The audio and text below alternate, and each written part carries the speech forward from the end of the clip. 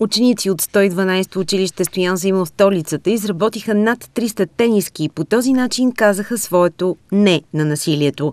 Инициативата е част от националната кампания «Разруши мълчанието», с която младите хора трябва да се научат да споделят и да не се срамуват в случай, че са станали жертва на агресия. Това е и основната наша цел на проекта – да се излезе от мълчанието, да се излезе от тази сива, тъмна зона на поносимост, на търпимост, на насилието, което се упражнява общо взето скрито от обществото. Ние, ако ги научим нейни социални ценности и умения, те по-късно ще ги приложат в обществото и практически тогава вече няма да има нужда от реформи в обществото.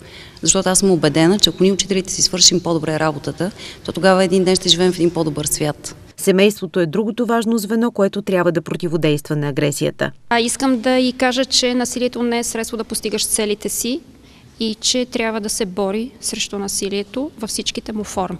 Най-важното, което смятаме, че на насилието не трябва да се отговаря с насилие. Не бива да има насилие, защото тези хора плачат и ги боли тях, а тези насилниците тях не ги боли.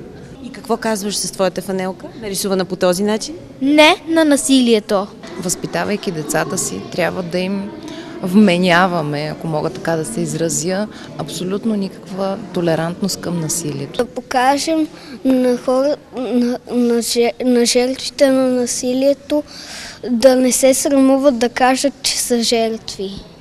Пише не на насилието и съм го написал и с други форми. Не затваряй очи на света, бъди добър. Вижда се един напредък в децата, те са по-добри и непрекъснато говорим, че когато са добри, толерантни, насилието вече е по-малко. На 8 март в двора на училището ще бъдат показани всички 300 тениски, изработени от децата. Ще има и кръгла маса «Разруши мълчанието» за деца, родители и учители.